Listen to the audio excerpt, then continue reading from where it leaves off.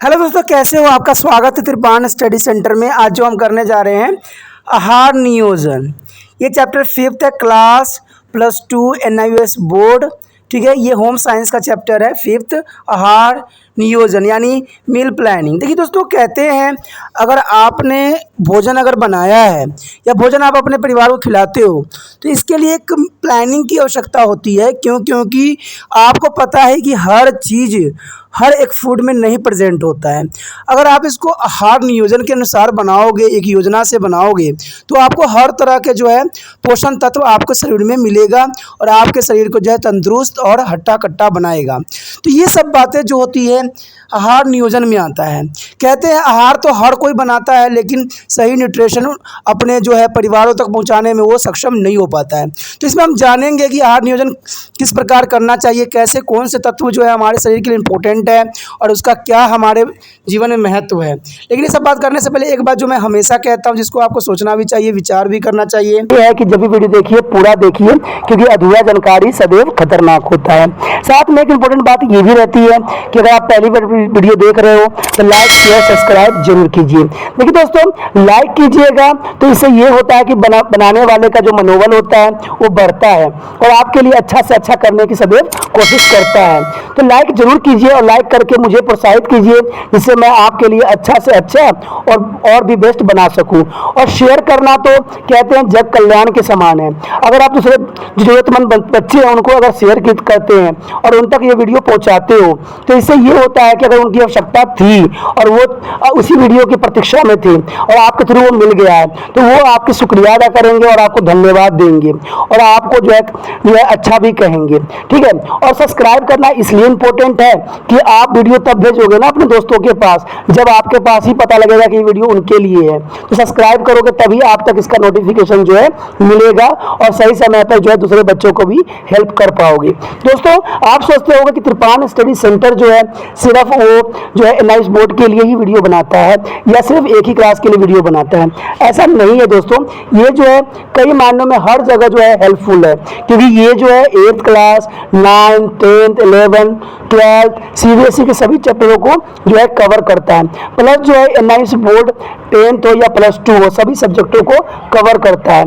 Plus जो है ये पंजाब यूनिवर्सिटी के 1st सेमेस्टर से लेके 6th सेमेस्टर तक 8 सब्जेक्टों को जो है कवर करता है। और जो है BA जो है BA के बाद जो है MA है। MA में जिन बच्चों की जो प्रॉब्लम होती है उनको भी सोल्यूशन करने के लिए त्रिपान स्टडी सेंटर सदैव अग्रसर है। तो कहते हैं इतना हेल्पफुल हो जाने के बाद भी अगर त्रिपान स्टडी सेंटर को आप सब्सक्राइब नहीं करते हो तो आप दूसरे बच्चों को भी हेल्प नहीं कर पाओगे। तो सोचिए मत, विचार मत कीजिए, अभी त्रिपान स्टडी सेंटर को सब्सक्राइब कीजिए, लाइक कीजिए, शेयर कीजिए और दोस्तों के साथ इसको व्हाट्सएप स्टेटस पे लगाइए। ठीक है दोस्तों, ये तो था आपके लिए। अब देखते हैं हमारे आज सिलेबस में क्या है। कहते हैं कि भोजन जो नियोजन बनाया जाता है, भोजन बनाने के क्या रूल रेगुलेशन होते हैं, इसमें हम सारी बातों को हम जानेंगे। ठीक है, क्योंकि हम जैसे कि भोजन नियोजन यानी जो हमारा आहार नियोजन पे हम आए हैं तो इसमें हम देखेंगे कि किस प्रकार हम इसको नियोजन बना सकें। लेकिन अभी तक हमने बहुत से जो है पहला दूसरा तीसरा चौथा चैप्टर में जो हमने पढ़ा है भोजन में कौन कौन से पोषक तत्व होते हैं, उनके पोषक तत्व में कौन कौन से क्या क्या कार्य होते हैं और शरीर को उनकी क्या आवश्यकता, क्यों आवश्यकता होती है तथा कौन कौन से कारक उन्हें प्रभावित करते हैं, ये सारे जो इन्फॉर्मेशन अब तक हम प्राप्त कर चुके हैं। कहते हैं कि भोजन के समूह को उनके पोषण तत्व के आधार पर वर्गीकरण करना, ठीक है, बहुत ही ज़रूरी है। इसको पढ़ने से आपको प्रतिदिन सही खाद्य समूह चुनकर संतुलित भोजन लेने में मदद मिलेगी और यह ज्ञान आवश्यक भी है, क्योंकि इससे यह सुनिश्चित हो जा सकेगा कि आप सही भोजन सही मात्रा में खा रहे हैं। और ये पाठ जो है हमें बहुत कुछ सिखाने वाला है। ठीक है, तो चलिए देखते हैं हमारा आज जो है पाठ में आज क्या क्या है। पहली बात तो दोस्तों यही आता है खाद्य समूह। आखिर खाद्य समूह क्या है? देखिए, उचित आहार के चयन के लिए भोजन में सम्मिलित तत्व और उनके उचित मात्रा के अनुपात का ज्ञान होना आवश्यक होता है, परंतु यह कठिन कार्य है। अंततः यह आवश्यक हो जाता है कि पोषक तत्व की आवश्यकताओं को हम भोजन के प्रकार और मात्रा में बदल लें। ऐसे करने से हमें प्रतिदिन के भोजन को पोषक तत्व के अनुरूप नियोजन करने में सहायता भी मिलेगी। यह हम सभी क्या कर सकते हैं जब हम सभी खाद्य सामग्रियों को विभिन्न वर्गों में विभाजित कर लें, इसी वजह के खाद्य समूह बनाते हैं। ठीक है, देखिए दोस्तों, ये बात तो यहाँ पर इम्पोर्टेंट कहा गया कि जब तक आपको जो खाद्य पदार्थ आप लेते हो, जैसे कहते हैं बैगन हो गया, चावल दाल जो भी हो गया, अगर उसके पोषण तत्व के सही से आपको ज्ञान नहीं होगा तो आप कैसे बता सकते हो कि कौन से तत्व जो है हम अधिक मात्रा में खा रहे हैं और कौन सा तत्व जो है हम पिछड़ रहे हैं खाने में। तो ये सब बातों को जो है वर्गीकरण के समूह के द्वारा ही आप पहचान सकते हो। देखिए ये है बहुत कठिन कार्य, कहते हैं बड़े बड़े पीएचडी वाले बंदे भी इसको करने में सक्षम नहीं रहे हैं, लेकिन मैं पूरा कोशिश करूंगा आपको इस चैप्टर में समझाने की कि कौन से एलिमेंट हमें कितने टाइम में लेना चाहिए क्या है। देखिए ये करने के बाद आप जो है बहुत हद तक बीमारी से छुटकारा भी पा जाइएगा। तो बने रहिए मेरे साथ। चलिए देखते हैं कि क्या है। कहते हैं कि साधारणतः एक प्रकार खाद्य समूह में सभी खाद्य पदार्थ सम्मिलित होते हैं जिनमें एक ही विशिष्ट होती है। देखिए अगर एक ही तरह खाद्य पदार्थ खाइएगा तो आपको जो है कोई इंपॉर्टेंट पोषण तत्व से जो है अनभिज्ञ रह जाइएगा। ठीक है, अब दो तरीके देखे जिनके आधार पर हम खाद्यों का वर्गीकरण करेंगे।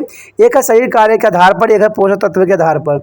शरीर कार्य के आधार पर जो है हम अलग करेंगे और पोषक तत्व के आधार पर जो है इसको अलग करेंगे। तो सबसे पहले जो हमारा आता है शारीरिक कार्य के आधार पर वर्गीकरण। देखिए इससे पूर्व की पाठ में आप पढ़ा था कि भोजन 3 प्रकार के शारीरिक कार्यों संपन्न करता है। क्या आपके कार्य याद करते हैं? जी हाँ, आपको पता ही होगा, ऊर्जा प्रदान करना, मरम्मत और वृद्धि, रोग से सुरक्षा व नियंत्रण, यही हमने पिछले चैप्टरों में पढ़ा है। अब कहते हैं भोजन को उनके सही करों के अनुरूप भी वर्गीकृत किया जा सकता है। ये खाद्य समूहों का वर्गीकरण का एक तरीका भी माना जा सकता है। कहते हैं कि भोजन पोषण तत्व के आधार पर वर्गीकरण। अब हम किसके आधार पर करेंगे? तत्व के, पोषण तत्व के आधार पर वर्गीकरण करने की हम कोशिश करेंगे। इसका मतलब यही होता है कि भोजन को पोषक तत्व के आधार पर वर्गीकरण कर अध्ययन करेंगे। सामान्य रूप से हम भोजन में 5 खाद्य समूह के प्रधान देते हैं जिनको हम ICMR द्वारा निर्धारित किया गया है। देखिए ये जो ICMR है वो जो है हमारे भोजन को निर्धारित करती है कि हमें किस चीज़ को अधिक मात्रा में लेना चाहिए और किस चीज़ को कम मात्रा में। तो इसमें जो है हमें कुछ खाद्य पदार्थ दिया गया है और उनके मुख्य पोषक तत्व। अगर ये बात आपको अगर याद रहती है तो आप भोजन बनाते समय इस बात का जरूर ध्यान दीजिएगा। कहते हैं 5 खाद्य समूह में बांटा गया है। सबसे पहले है अनाज व उनके उत्पाद। जैसे देखिए चावल, गेहूँ, रागी, बाजरा, मक्का, ज्वार, जौ, पोहा, गेहूँ, आटा आदि। इन सब में जो पोषण तत्व होते हैं वो होते हैं ऊर्जा के लिए मिलती है हमें, प्रोटीन होता है, वसा होती है, विटामिन होती है और B1 B2 भी होती है। फॉलिक एसिड इसमें बहुत मात्रा में उपलब्ध होती है, प्लस लोह तत्व और रेशे भी होते हैं। आपको पता है लोह तत्व जो होता है हमारे हीमोग्लोबिन बनाने में सहायक होता है, यानी आपको खून की मात्रा बढ़ाने में लोह तत्व बहुत ज़रूरी होता है। और रेशे के बारे में तो आपको नॉलेज हो ही चुका होगा। रेशा जो होता है जिनको खाना अनपच रहता है या जो कि कहते हैं बार बार लैट्रिन जा रहे होते हैं, उनके लिए बहुत रेशे इंपॉर्टेंट होती है, क्योंकि ये कब्ज़ की शिकायत वाले बंदों को रेशे खाने की आवश्यकता अधिक होती है। ठीक है, इसके बारे में मैंने पहले ही प्रीव्यू चैप्टर में सारा डिस्कस कर चुका हूँ। उसके पश्चात आता है दालें और फलियाँ। देखिए दूसरा पॉइंट यही आता है दालें और फलियाँ। इसमें चना दाल, काले चने, हरी मूंग, अरहर, मसूर, लोबिया, मटर, राजमा, सोयाबीन, फलियां आदि सब कुछ सम्मिलित होता है। मैक्सिमम इनमें भी वही चीज़ पाया जाता है जो हमने पहले पढ़ा है। ऊर्जा, प्रोटीन, वसा, vitamin B1 B2, folic acid, calcium, लोह तत्व और रेशे। इसमें देखिए कैल्शियम सम्मिलित हो गया है, यानी ये सब खाने से आपको कैल्शियम की मात्रा भी आपके शरीर में पुण्य हो जाएगा। उसके पश्चात हमारे समक्ष है दूध और मांसाहार। देखिए दूध, दही, मलाई रहित दूध, पनीर आदि। इसमें है मांस में आता है मुर्गी, यकृत, मछली, अंडे, मांस। यकृत का मतलब होता है दोस्तों लीवर। ठीक है, जो मुर्गी का लीवर होता है उसको कहा गया है यहाँ पर। इनमें जो वही बहुत इंपॉर्टेंट पोषक तत्व इसमें प्रेजेंट होते हैं, जैसे कि प्रोटीन, वसा, vitamin B2, vitamin A, calcium. ठीक है, क्योंकि दूध में तो आपको पता है कि कैल्शियम तो होती ही होती है, इसलिए बच्चों को हम दूध अधिक पिलाने की कोशिश करते रहते हैं। उसके बाद है प्रोटीन, वसा, vitamin B2, vitamin A, vitamin B12। देखिए ये सारे विटामिन जो होती हैं हमारे शरीर की मरम्मत और आवश्यक कार्य और वृद्धि करने के लिए बहुत ही महत्वपूर्ण सिद्ध होती है। उसके पश्चात है फल और सब्जियां। कहते हैं फल और सब्जियों से तो कोई तो इन्फेक्ट नहीं रह सकता है। फल में आ जाता है आम, अमरूद, टमाटर, पपीता, संतरा, मौसमी, तरबूजे आदि।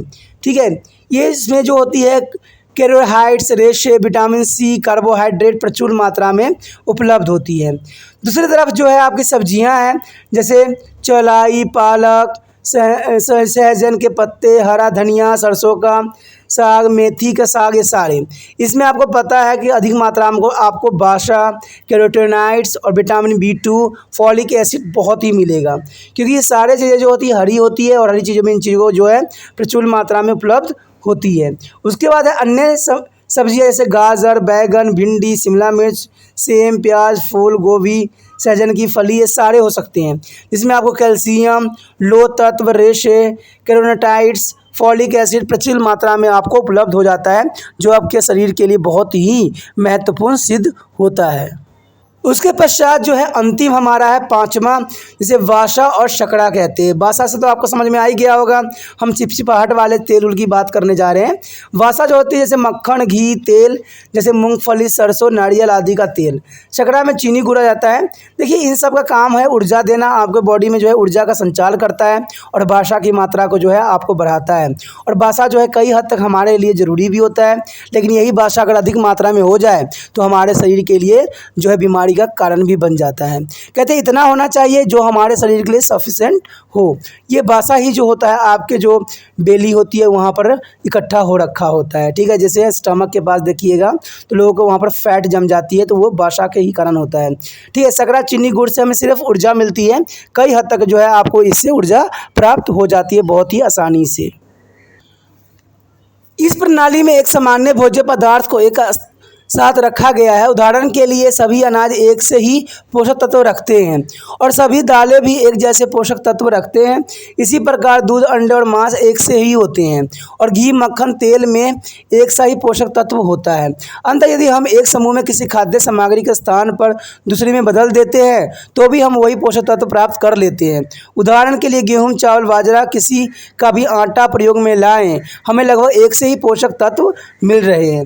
तो ये बातें बहुत ज़रूरी हो जाता है और जिन व्यक्तियों को ये बात पता होता है वही जो है ऐसे कर सकते हैं और ऐसे समझ भी सकते हैं।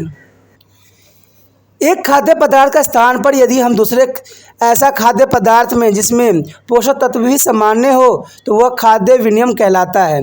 कभी एग्जाम में आता है खाद्य विनिमय क्या होता है, तो याद रखना एक खाद्य पदार्थ की जगह हम दूसरे खाद्य पदार्थ को सम्मिलित करते हैं क्योंकि उसके पोषक तत्व सामान्य होते हैं, तो उसे खाद्य विनिमय कहते हैं। खाद्य विनिमय आहार योजना के आसान बनाता है, तो ये जो है खाद्य श्रृंखला को बहुत ही आसान बनाता है। इससे हमें जो है पोषक तत्व सभी उचित मात्रा में भी प्राप्त हो जाता है। तो याद रखना कि खाद्य विनिमय किसे कहते हैं, एक खाद्य पदार्थ का स्थान पर यदि हम दूसरे खाद्य पदार्थों में जिसमें पोषक तत्व सामान्य होते हैं उसे हम खाद्य विनिमय कहते हैं। उसके पश्चात हमारे समक्ष संतुलित आहार। देखो दोस्तों, संतुलित आहार कई मायने में हमारे लिए बहुत ही महत्वपूर्ण सिद्ध होता है। ये तो आपको भी पता ही है, ये हमने पहले भी पढ़ चुके हैं कि जिसमें कार्बोहाइड्रेट, प्रोटीन, वसा, विटामिन, खनिज, मिनरल सभी उचित मात्रा में विद्यमान हो उसे हम संतुलित आहार कहते हैं। ये आपको याद होना चाहिए, जिसमें कार्बोहाइड्रेट, प्रोटीन, वसा, विटामिन, मिनरल्स सारे जो है प्रचुर मात्रा में उपलब्ध हो उसे ही संतुलित आहार कहते हैं। कहते हैं पोषक तत्व उनके स्रोत और महत्व के साथ ही उनकी आवश्यक मात्रा के विषय में भी पढ़ चुके हैं। कुछ समय पहले हमने एक प्रश्न उठाया था कि हम क्यों खाना चाहिए हमें जिससे हमारी पोषण की आवश्यकता पूरी हो। क्या आप सोचते हैं कि आप इसका उत्तर दे सकते हैं? जी हाँ, आप बिल्कुल ठीक समझ रहे हैं कि आपको ऐसा आहार लेना चाहिए जो आपके शरीर की आवश्यकता के अनुसार सभी पोषक तत्व दे सकें। ऐसे आहार को संतुलित आहार कहा जाता है। संतुलित आहार हमारे शरीर के आवश्यक तत्व प्रदान करने में, हमें स्वस्थ रखने में भी सहायक सिद्ध होती है। संतुलित आहार लेने से शरीर में कुछ आवश्यक पोषक तत्व का भंडारण भी सम्मिलित होता है। इसमें आप देख सकते हो खाद्य पिरामिड है, कभी कभी एग्जाम में भी खाद्य पिरामिड आ जाती है, तो आपको ये समझ लेना चाहिए खाद्य पिरामिड होती क्या है और इस कैसे बनाई जाती है। इसमें यही होता है कि आहार को जो है उनके स्तर पे उनको रखा जाता है जो उनकी पोषण तत्वों को जो है निर्धारित करती है, उसे खाद्य पिरामिड कहा जाता है। दोस्तों ये तो खाद्य पिरामिड है, लेकिन यहाँ पर हम जो है संतुलित आहार के बारे में पढ़ रहे हैं। अब कुछ बच्चे मुझे बता सकते हैं कि क्या संतुलित आहार क्या होता है, सबसे अच्छा एग्जाम्पल क्या हो सकता है? अगर आपको इस बात की नॉलेज है कि संतुलित आहार का सबसे अच्छा एग्जाम्पल क्या है तो मुझे कॉमेंट करके ज़रूर बताइए। देखते हैं कौन बच्चा जो है बहुत तेज है और कौन मुझे बताता है कि ऐसा कौन सा तत्व है जो हम लेते हैं और उसे हम संतुलित आहार कहते हैं। कहते हैं वो हमारे इम्पोर्टेंट इम्पोर्टेंट है, किसी दूसरी चीज़ को खाने की आवश्यकता ही नहीं पड़ती उसके बिना। ऐसा कौन सा पदार्थ है जिसको हम लेने से हमारा सारा पोषक तत्व जो है उचित मात्रा में विद्यमान होती है, उसे संतुलित आहार कहा जाता है। ऐसा कौन है जिसमें कार्बोहाइड्रेट, प्रोटीन, वसा, विटामिन सभी उचित मात्रा में जो है उपलब्ध होती है। अगर आप समझदार हो, इंटेलिजेंट हो, तो मुझे कमेंट जरूर करना कि ऐसे कौन सा पदार्थ है जिसमें जो है संतुलित आहार का सबसे अच्छा एग्जाम्पल क्या है। फिर से मैं बता रहा हूँ, संतुलित आहार के जो है सबसे अच्छा एग्जाम्पल कौन सा फूड है, कौन सा है जो आपके लिए इम्पोर्टेंट है। जो बच्चे समझदार है वो कमेंट जरूर करेंगे, जो समझदार नहीं है वो इग्नोर कर जाएंगे। तो सोचिएगा नहीं, जरूर कमेंट कीजिएगा, देखते हैं कौन करता है।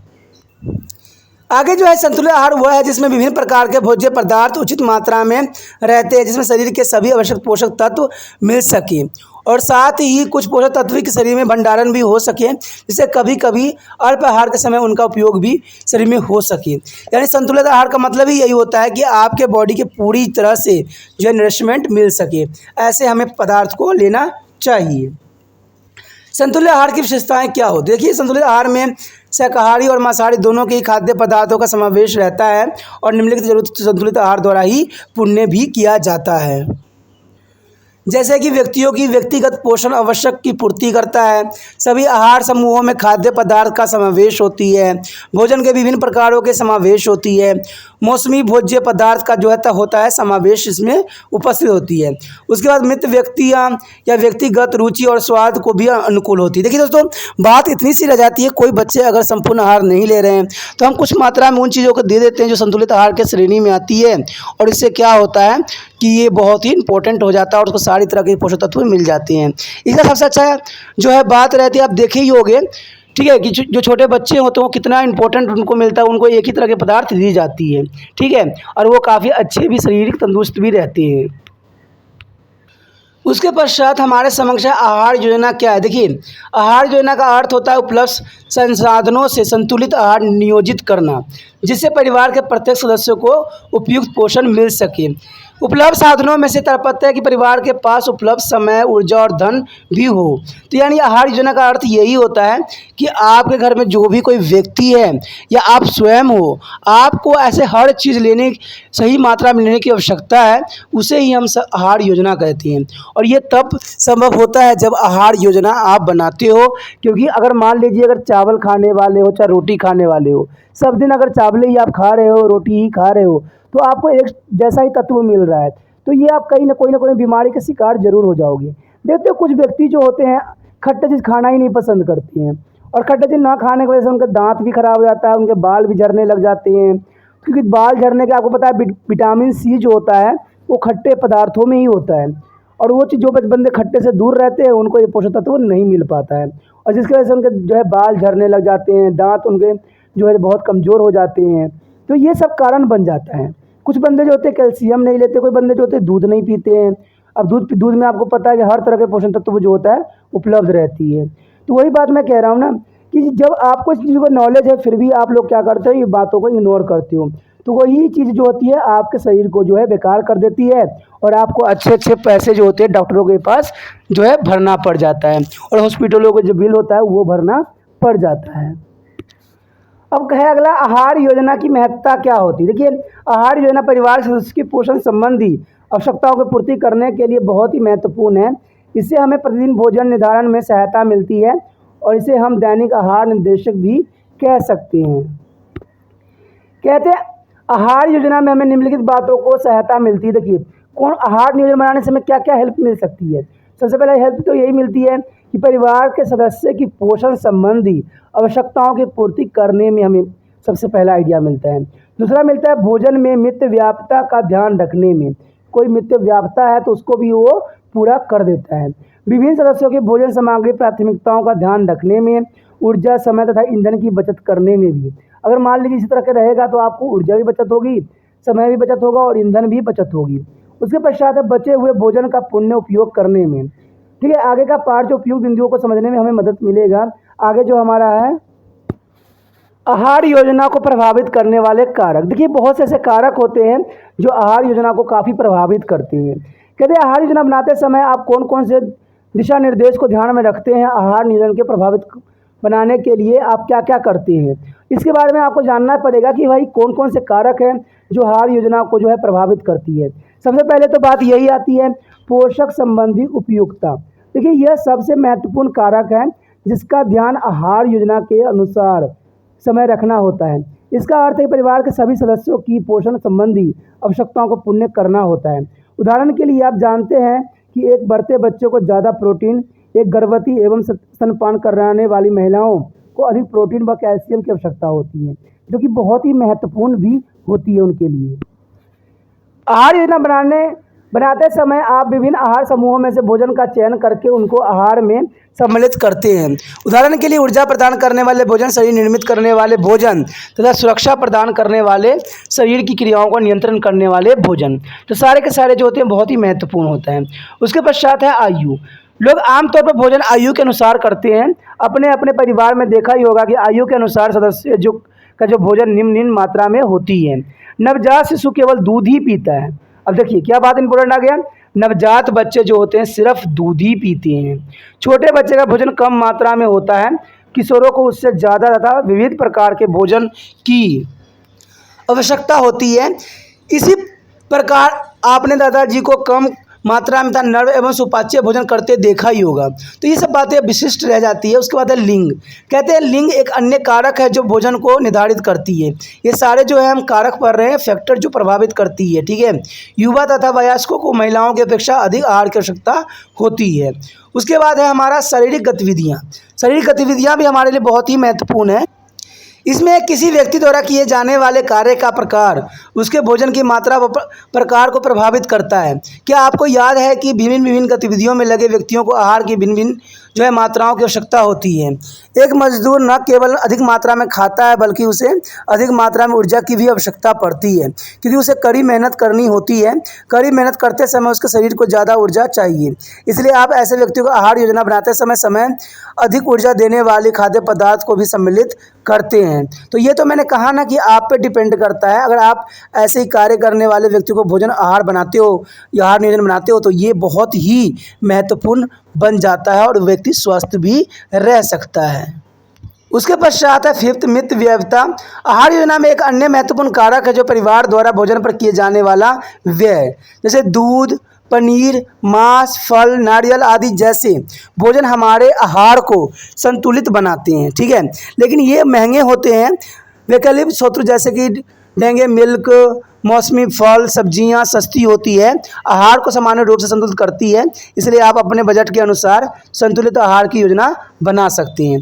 अगर आपको दूध, पनीर, मांस, फल में इतना महंगा सामान लेने की जो आवश्यकता ही नहीं है तो आप क्या कर सकते हो, जो भी मौसमी चीज़ें होती है उस पर आप डट के खा सकते हो और उसका जो है अपने भोजन सामग्री में सम्मिलित भी कर सकती हो। क्योंकि जो चीज़ महंगे हैं उसके पीछे ना पड़ के जो चीज़ सस्ते हैं उसको हम अपने आहार श्रृंखला में सम्मिलित कर सकते हैं।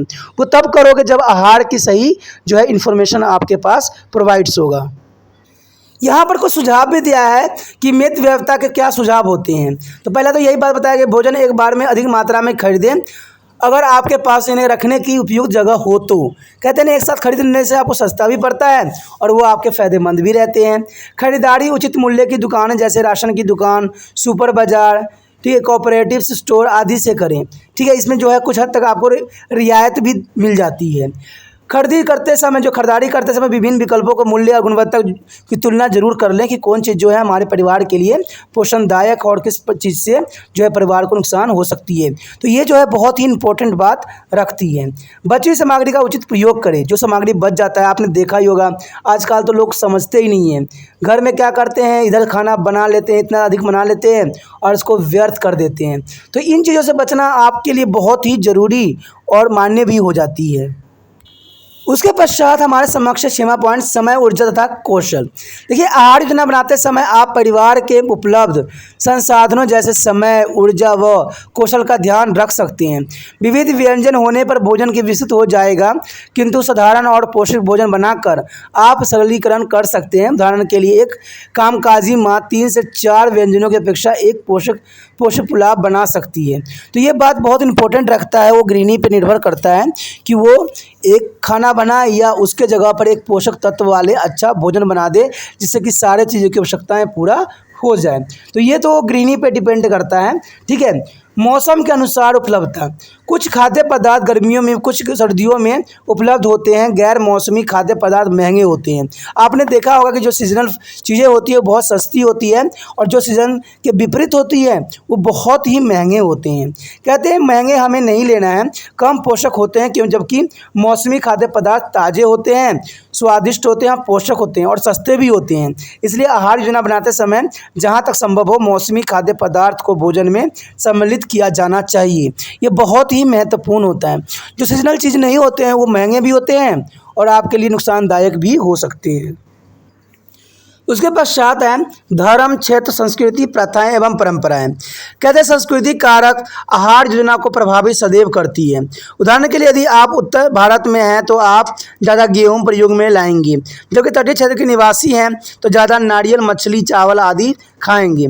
इसी प्रकार यदि आप दक्षिण भारतीय हैं तो आपका मुख्य आहार चावल ही होगा। आप परिवार में प्रचलित धार्मिक विचारों से भी प्रभावित होते हैं।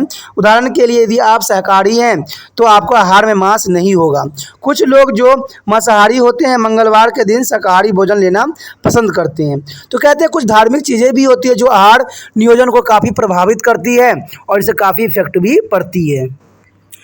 उसके पश्चात हमारे समक्ष है रंग व रचना में विविधता। देखिए विभिन्न आहार योजनाओं को परीक्षण करें, किसकी रचना में विविधता ज़्यादा रंग दिखाती है। यहाँ पर आहार योजना 1, आहार योजना 2 दिया गया है।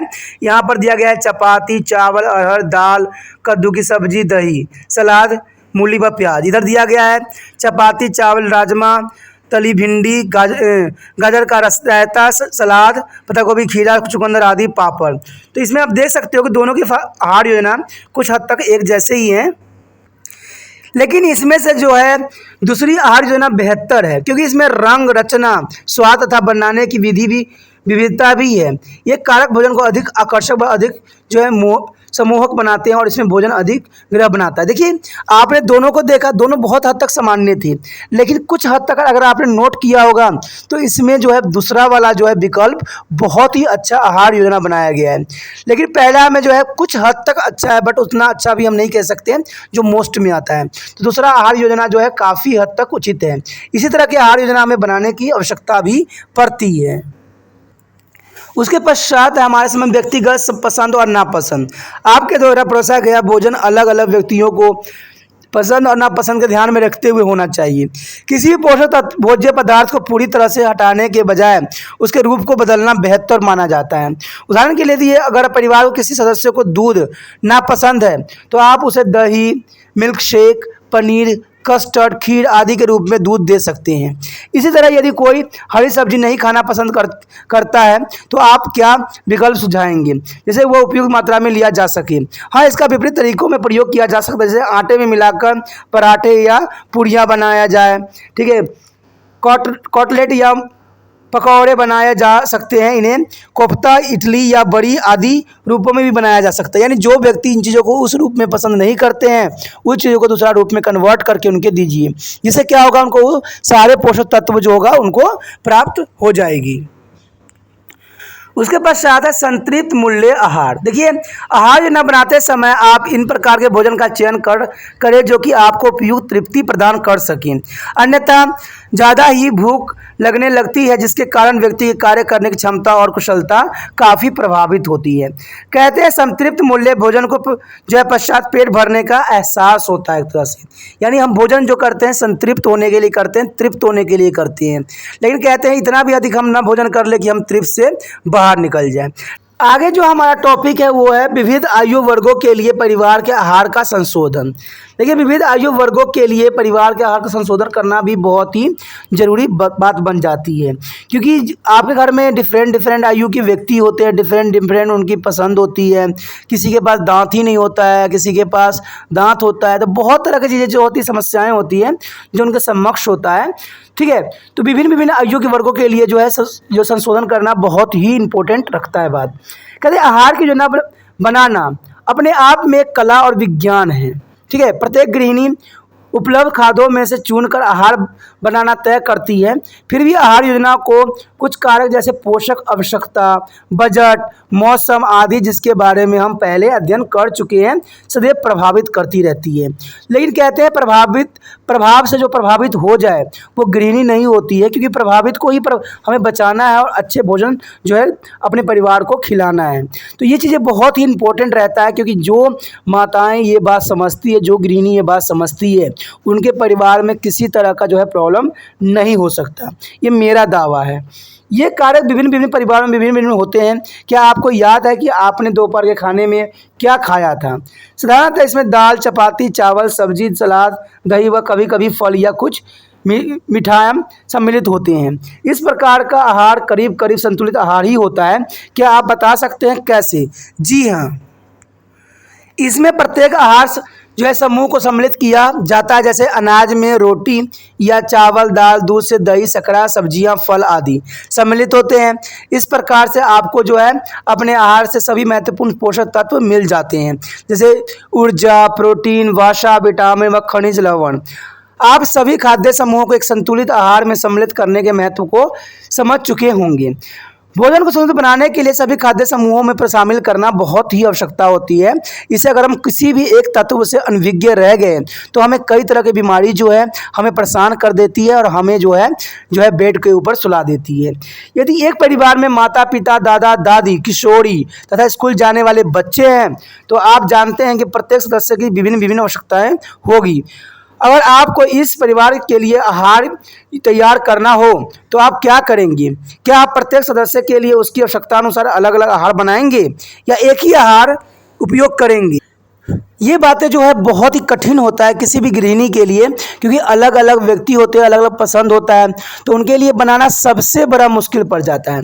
नियमित तौर पर देखा जाए तो दूसरा विकल्प काफ़ी अच्छा रहेगा, जहां आप क्या कर रहे हैं, आप एक ही भोजन प्रत्येक सदस्य की आवश्यकता अनुसार संशोधन कर रहे हैं। इसे ही आहार संयोजन कहा जाता है और ये विभिन्न प्रकार से किया जा सकता है। जैसे कि देखिए, आहार अगर संशोधन करना है आपने तो एक ही चीज़ कीजिए, लेकिन उसको बनाने का ढंग बदल दीजिए। देखिए, सबको पसंद आता है, ठीक है। इसमें आहार में संशोधन करने से ये मतलब होता है कि परिवार के लिए बनाए गए भोजन को उसकी आवश्यकता अनुसार मात्रा, गुणवत्ता और बराबरता के हिसाब से परोसा जाए, ठीक है। कुछ लोगों को कच्चे पदार्थ पसंद होते तो कच्चे दे दीजिए, जैसे कि इनको पका हुआ पसंद है उनको पका के दे दीजिए, जिनको अध कच्चा पसंद है उनको अध कच्चा दे दीजिए। देखिए, सबका अपना अपना रुचि होता है, अपना अपना पसंद होता है, तो ये चीज़ें बहुत ही महत्वपूर्ण यहाँ पर रखती हुई है। तो नियोजन में तो सब संशोधन में सबसे पहला पॉइंट यही आता है कि आहार में परिमाणात्मक संशोधन। इसका अर्थ है कि भोजन की मात्रा में वृद्धि या कटौती।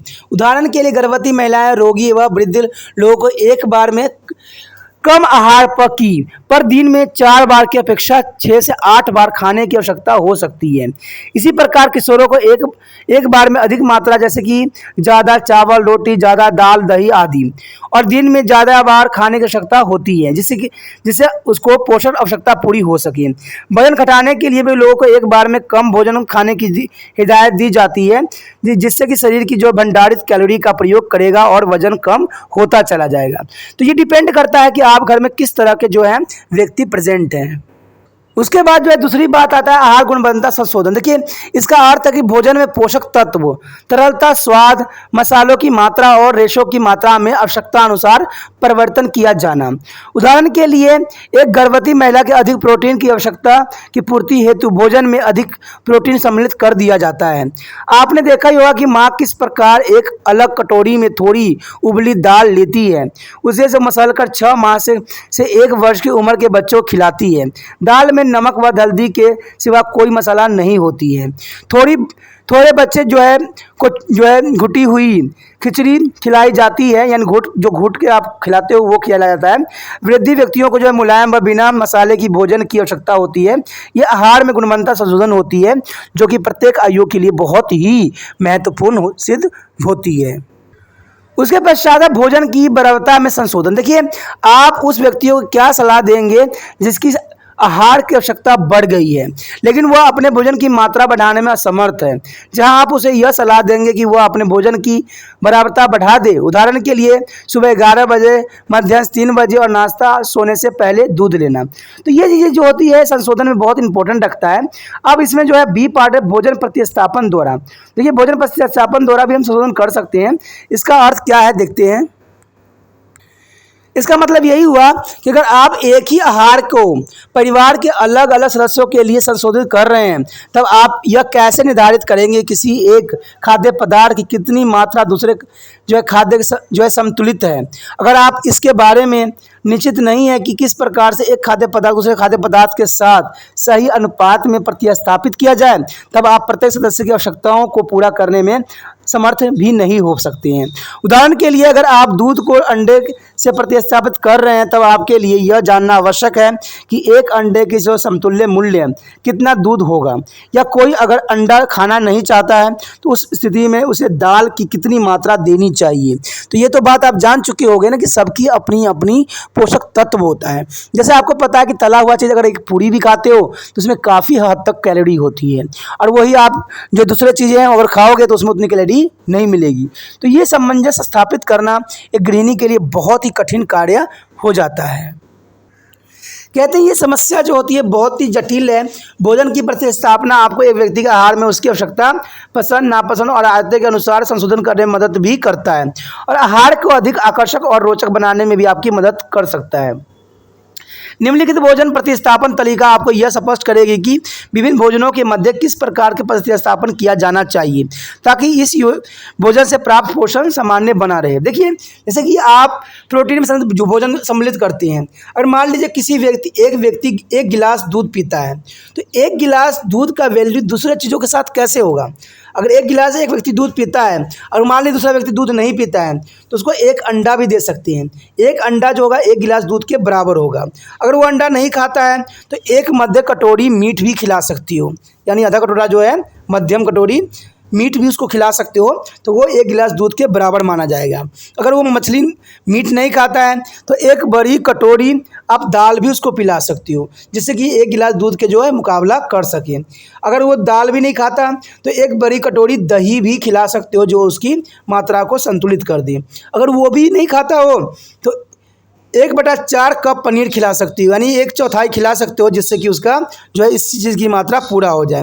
अगर वो भी नहीं मानता तो 3 कप जो है आप छाछ पिला सकती हो। तो इस तरह से जो है आप असमंजस में नहीं पड़ोगे और डायरेक्ट जो है आप संतुलित आहार व्यक्ति को दे सकोगे, क्योंकि आपको तो पता लग गया एक गिलास दूध का जो है कितना वैल्यू है और कितना वैल्यू हम दूसरे चीज़ों के साथ जो है संशोधित कर सकते हैं। तो ये बातें जो है बहुत ही विशिष्ट रहती है, बहुत ही महत्वपूर्ण रहता है किसी भी गृहिणी के लिए। अगर ये बात आप समझ जाते हो ना, तो आपका जो है खाना बनाने का जो सिस्टम है घर में जो आप बनाते हो उसमें अच्छे से अच्छा समायोजन कर सकते हो, और व्यक्ति अपने जो है जो आपके हितैषी हैं, जो आपके अपने प्यारे हैं, उनको सही सही मात्रा में जो है भोजन की उचित जो है कैलोरी या पोषण दे सकते हो। जैसे कि आप चित्र में भी देख सकते हो कि दूध को जो है एक अंडा से तुलना किया गया है, एक मीट से किया गया है, दाल से किया गया है, दही से किया गया है, पनीर से किया गया है, छाछ से किया गया है। तो ये तो कहते हैं आप बिल्कुल ही समझ गए होंगे कि आखिर की एक जो है गिलास दूध का वैल्यू क्या क्या हो सकता है। अब दूसरी तरफ से हम लेते हैं, मान लीजिए एक रोटी है, एक रोटी खाने से किसके बराबर होगा। और कोई व्यक्ति एक रोटी खाता है, दूसरा व्यक्ति वो रोटी नहीं खाता है, तो उसको एक ब्रेड स्लाइड दे सकते हैं। अगर वो ब्रेड नहीं खाता तो एक आलू दे सकते हैं, एक रोटी में उतना ही एक आलू के बराबर ही कैलोरी मिलेगी। अगर वो भी नहीं खाता है तो एक कप चावल भी खिला सकती हो। अगर वो भी नहीं खाता तो एक कप आप दलिया दे सकते हो। अगर वो भी नहीं खाता है तो 4 नमकीन बिस्किट दे सकती हो, जो कि एक रोटी के बराबर होगा। ठीक है, अगर वो भी नहीं करता है तो एक कप नूडल्स दे सकते हो, आधा कप, जिसका जो है एक रोटी के बराबर ही वैल्यू होता है। अगर वो भी नहीं खाता तो एक इडली दे सकते हो, एक इडली जो होता है एक रोटी के बराबर होता है। या अगर वो भी नहीं खाता तो जो है एक सादा डोसा भी दे सकती हो। ठीक है, या एक कप उबला हुआ पोहा भी दे सकते हो, जिसको जो है एक रोटी के बराबर माना जाता है। तो इस तरह से जो है आप भोजन को सामंजस्य स्थापित करके अपने जो है व्यक्तियों को स्वस्थ रख सकती हो। जैसे कि यहाँ पर डायग्राम में साफ दिखाने की कोशिश किया गया है। ठीक है, यहाँ पर देखिए एक रोटी का जो वैल्यू है एक ब्रेड से है, एक आलू का वैल्यू जो है, चावल का वैल्यू, दलिया, बिस्किट, नूडल्स, इडली, डोसा आदि इत्यादि को बारे में यहाँ पर डायग्राम मैट्रिक्स समझाने की कोशिश भी किया गया है। अब मान लीजिए वासा की बात आती है, तो वासा हम क्या कर सकते हैं? 1 चम्मच मक्खन जो खाते हो वो किसके बराबर है?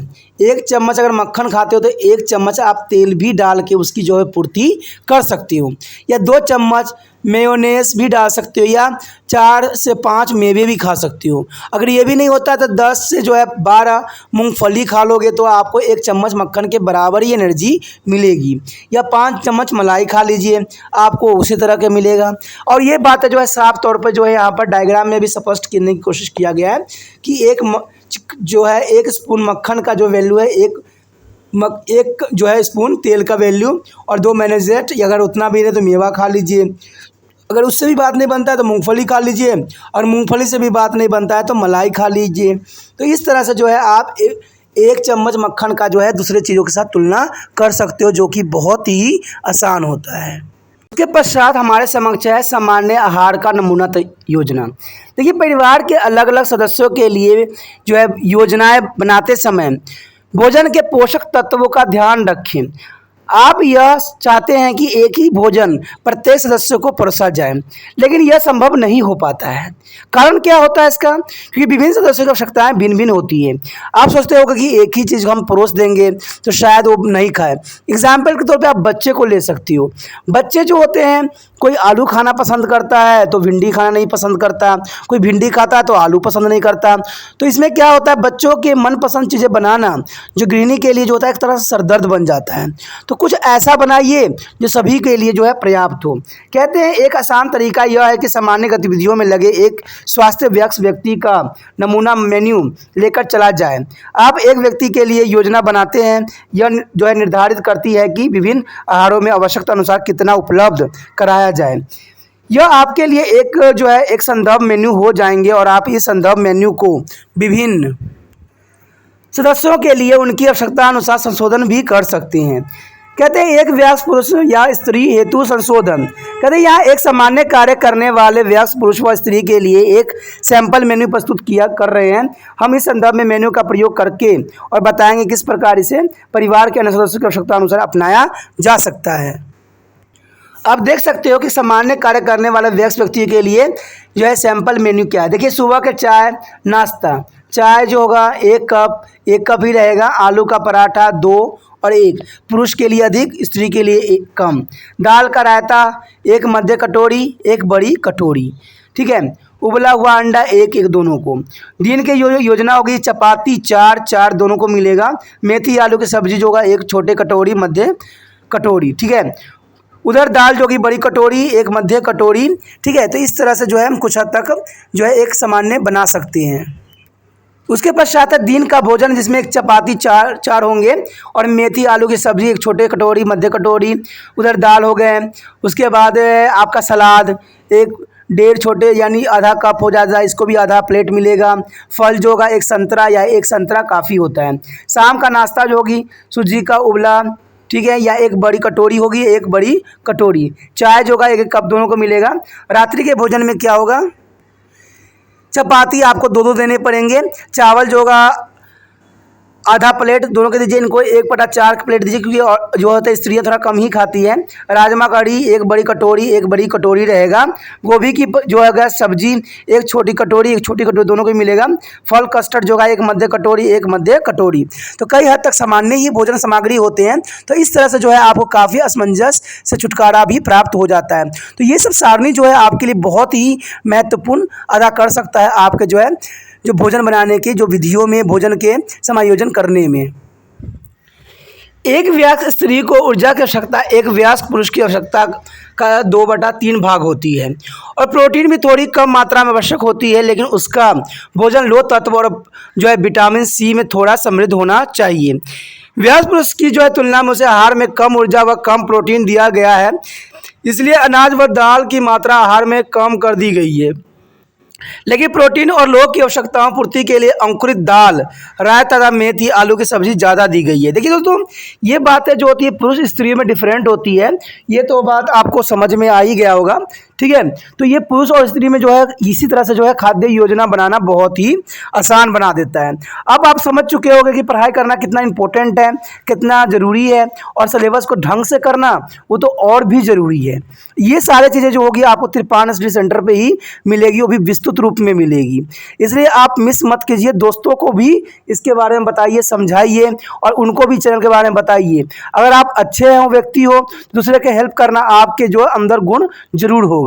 ठीक है, दूसरे व्यक्ति को भी इसको सहायता कीजिए। दूसरे बच्चे जो पढ़ रहे हैं, एनआईएस बोर्ड में +2 में है और उन्होंने होम साइंस ले रखा है, होम साइंस तो मैक्सिमम बच्चे लेते ही हैं, इतना तो मुझे समझ है इस बात का।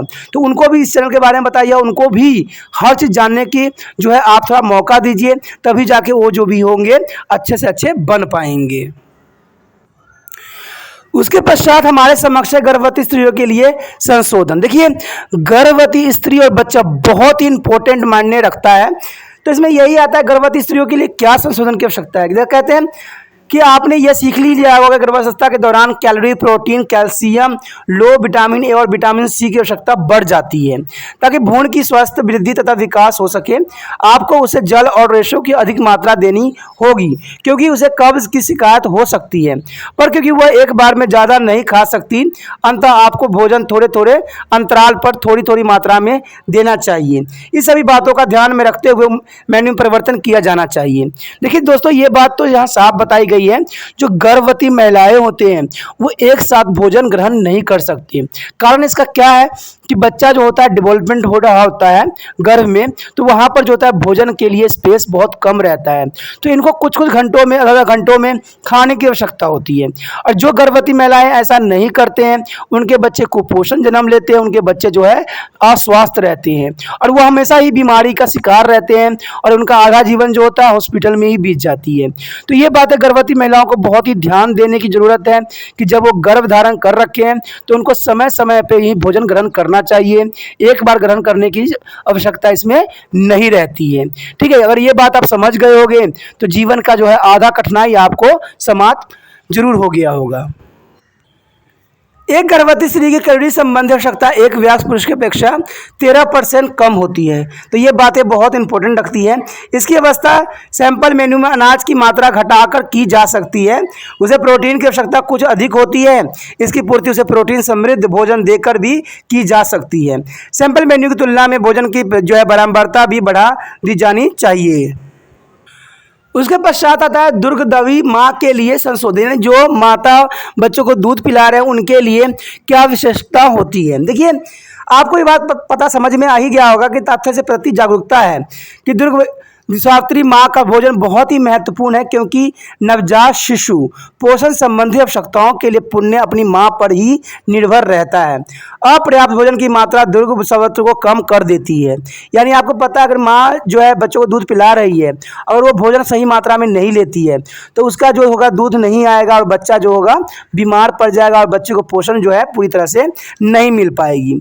इसकी आवश्यकता गर्भवती स्त्रियों को कुछ अधिक होती है, इसलिए उसको भोजन में संशोधन के समय आप ध्यान में रखेंगे कि उसका जो आहार प्रोटीन, कैल्शियम, विटामिन ए तथा सी से परिपूर्ण हो, जो कि उसके बच्चे के लिए जो है विकास के लिए इंपॉर्टेंट है। क्योंकि आपको पता ही होगा कि बच्चे का जो होते हैं 2 साल वो बहुत ही इंपॉर्टेंट होता है क्योंकि उस समय जो है उनका मानसिक विकास काफ़ी विकसित हो रही होती है।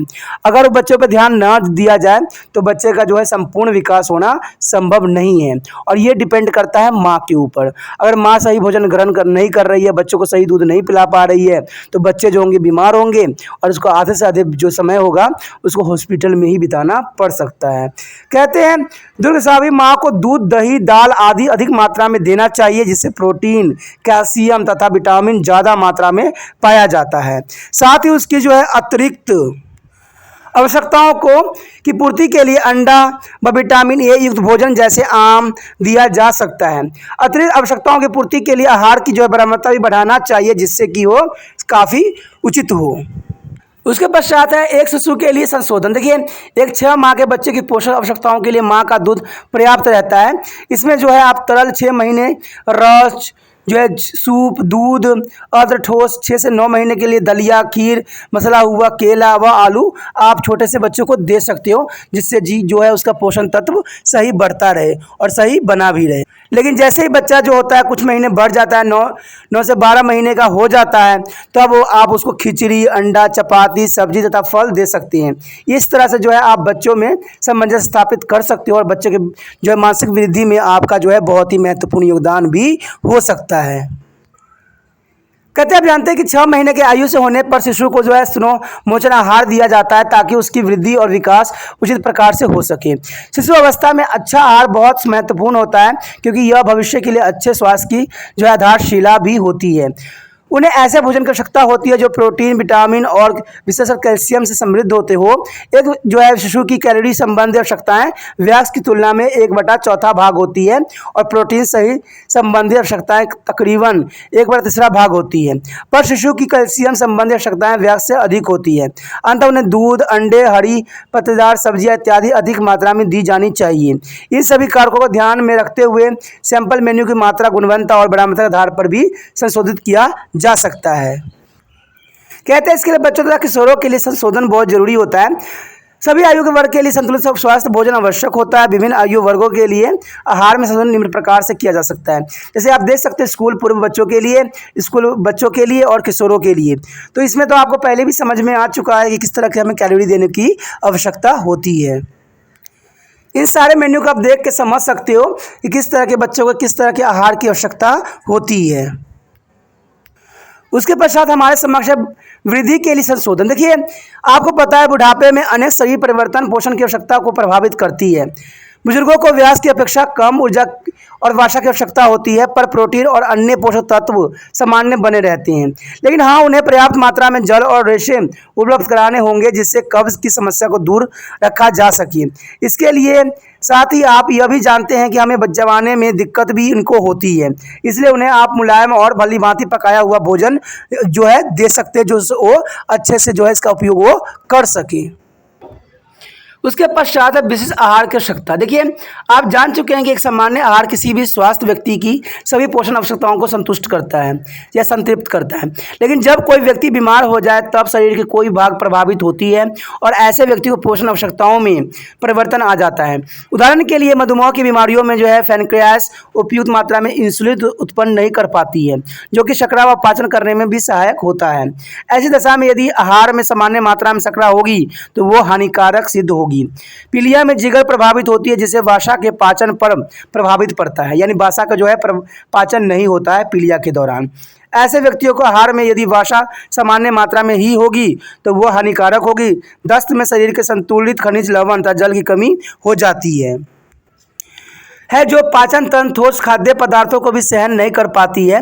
ऐसी परिस्थिति में यदि सामान्य भोजन लिया जाए तो तंत्र पर बोझ पड़ेगा और तंत्र को नुकसान भी होगा। हमें ऐसी परिस्थिति में भोजन को संशोधित करने की आवश्यकता होती है।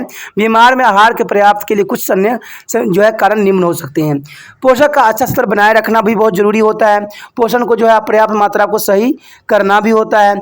आहार की तरलता में संशोधन करना, तरल तथा अर्ध ठोस भी जरूरी होता है। शारीरिक वजन में अधिक आवश्यक हो तो कमी भी करना जरूरी बन जाता है।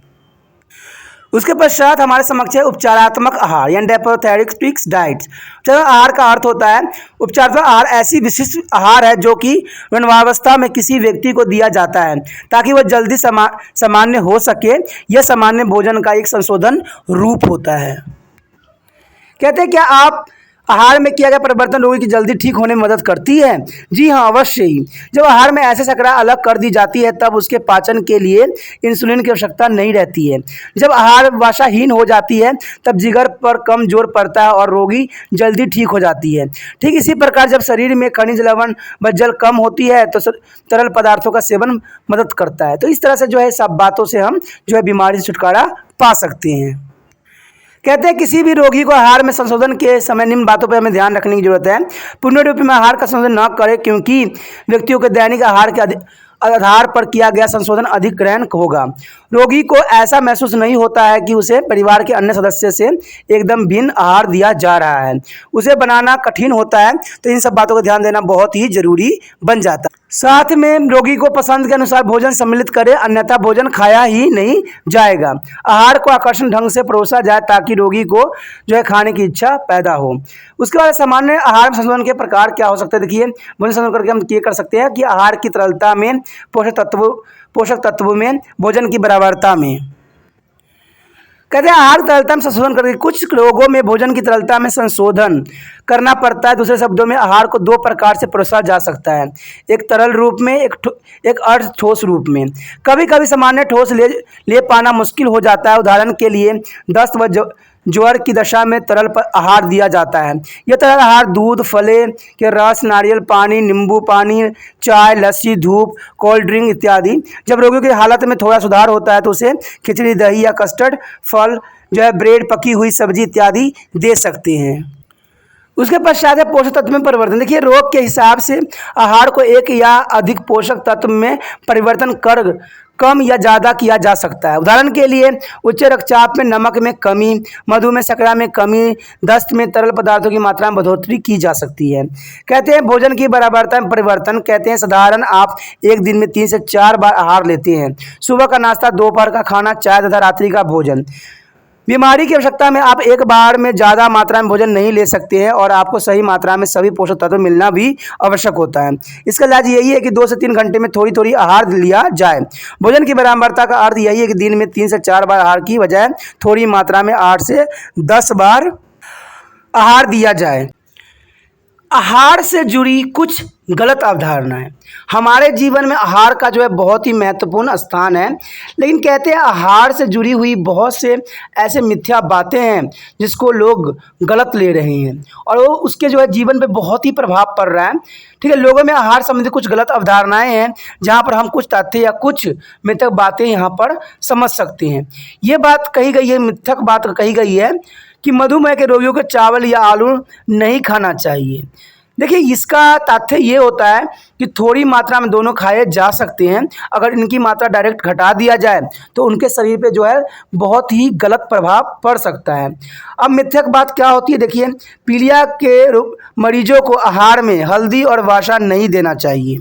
ठीक है, ये हर जगह माना गया है, लेकिन तथ्य ये कहता है कि बासा कुछ समय तक नहीं देना चाहिए, लेकिन हल्दी से कोई नुकसान नहीं पहुंचता है। तो देखिए, ये जो बासा की बात बताई गई, क्योंकि आपको पता है जहाँ से लीवर खराब होती है, जहाँ से पीलिया का शुरुआत होता है, वो बासा को पचा नहीं पाता है, इसलिए बासा न देना ये पर्याप्त माना गया है। लेकिन हल्दी देने में कोई तरह का नुकसान नहीं है, हल्दी से किसी प्रकार की जो है प्रॉब्लम नहीं आता, इसलिए हल्दी से कोई नुकसान नहीं पहुँचता है। तो ये एक तरह से मिथ्या बात बताई गई है। उसके पश्चात एक मिथ्या बात ये भी आती है कि एकदम से खाने की मात्रा कम करना या बहुत कम खाने से वजन घटना। देखिए, ये सब बातें जो है मिथ्या है। तथ्य ये कहता है कि भूखे रहकर वजन कम करने से शरीर को नुकसान पहुंचता है। एक नियंत्रित अधिक रेशेदार पर कम कैलोरी युक्त आहार इसके लिए उपयुक्त होता है। देखिए, अगर आप भूखे रहकर वजन को कम कर रहे हैं तो आपके शरीर पे बहुत ही इसका नुकसान पहुंचेगा, आप बीमार हो सकते हो, या आपके कई ऑर्गन जो है शरीर के, यानी शरीर के जो हमारा अंग है वो कार्य करना बंद कर देता है। इससे अच्छा है कि एक नियंत्रित अधिक रेशेदार पर कम कैलोरी युक्त आहार इसके लिए उपयुक्त होता है, यानी कम कैलोरी युक्त आप भोजन उसके जगह पर ग्रहण कर सकते हो, जिससे कि हमारा शरीर की जो है अब मूलभूत आवश्यकताएं पूरा हो जाएगा। डायरेक्ट आप भूखे रहोगे, खाना नहीं खाओगे तो आप कई तरह की बीमारी के शिकार भी हो जाओगे और ये आपके लिए काफ़ी नुकसानदायक भी सिद्ध होगा। ये बहुत ही इंपॉर्टेंट तथ्य है जिसको आपको समझना चाहिए और विचार भी करना चाहिए।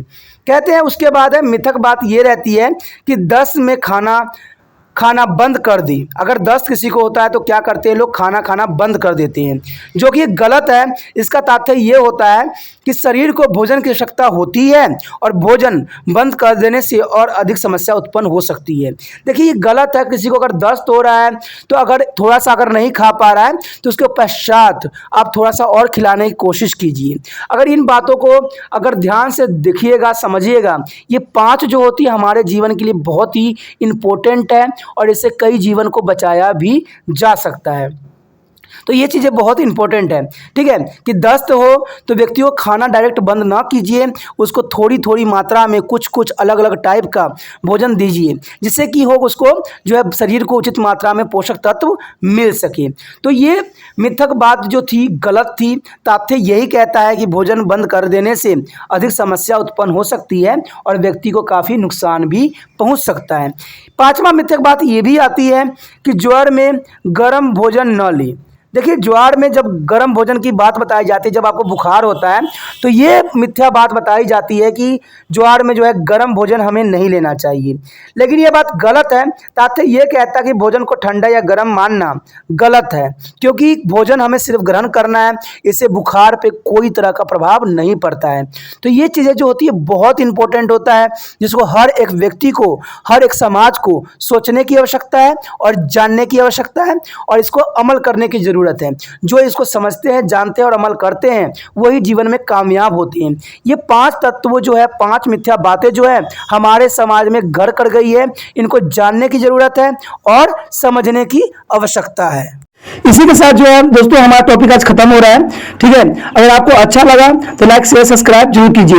अगर पहली बार अगर आप वीडियो देख रहे हो, पहली बार मेरे चैनल पे आए हो, तो सब्सक्राइब करना आपका फर्ज बन जाता है। सब्सक्राइब करने से ये होगा कि जो भी मैं आप क्लास के रिगार्डिंग कोई भी वीडियो डालूंगा उसका नोटिफिकेशन जो है समय समय पर आपको प्राप्त होता रहेगा। अगर सब्सक्राइब नहीं कीजिएगा, अगर आप दोबारा से तिरपान सेंटर पर आने की कोशिश कीजिएगा तो वहां पर आप तिरपान लिखिएगा तो जो है वो तिरपस कर देगा, ठीक है। जो आप गूगल पर सर्च करोगे तिरपस कर देगा, जिससे वजह से आप जो है मेरे वीडियो का जो है फायदा नहीं उठा पाओगे। तो सोचिए मत, विचार मत कीजिए, सब्सक्राइब कीजिए। आप सोचते होइएगा कि मेरे जो एग्जाम खत्म हो जाने की मेरा क्या जरूरत है तिरपान सेंटर से, ठीक है, तो इसलिए सब्सक्राइब नहीं करने की सोचिएगा। लेकिन दोस्तों ऐसा नहीं है, तिरपान सेंटर जो है बहुत हेल्पफुल है। क्यों? क्योंकि ये जो है आपके 8th class, 9th, 10th, 11th, 12th जो आर्ट्स के सब्जेक्ट को कवर करता ही है, प्लस जो है ये NIC बोर्ड के जो है 10th प्लस 2 को भी कवर करता है। साथ में BA जो है फर्स्ट ईयर से लेकर 6 सेमेस्टर तक बच्चों के लिए ये अग्रसर रहेगा 8 सब्जेक्ट में। तो सोचिए नहीं, विचार नहीं कीजिए, काफी जो है तिरपान सेंटर का फायदा ही फायदा है, ठीक है। अगर आप मुझे प्रोत्साहित करोगे तो आपके लिए मैं तरह तरह के वीडियो बनाऊंगा जो आपको फायदा पहुंचाएगा। एग्जाम के तौर पे मैं आपको जो है पेपर भी आपको सोल्यूशन करके दिखाऊंगा जो आपके लिए फायदेमंद रहेगा। अगर नहीं सब्सक्राइब कीजिएगा, मेरा मनोबल घटेगा, तो हो सकता है कि आपको फिर दोबारा मैं नया वीडियो बनाऊं और आपको फायदा ना पहुंचाऊं। तो अभी भी नहीं सोचिए, मेरा जितना आप फैलाइएगा, जितने दूसरे बच्चों के साथ शेयर कीजिएगा, उतना जो है मैं आपके लिए कार्य करने में अग्रसर रहूंगा, ठीक है दोस्तों। इसे सोचिए मत, विचार मत कीजिए, अभी सब्सक्राइब कीजिए और अपनी व्हाट्सएप स्टेटस पे लगाइए और दूसरे बच्चों के साथ भी शेयर कीजिए, ठीक है दोस्तों। अपना ध्यान रखना, बाय।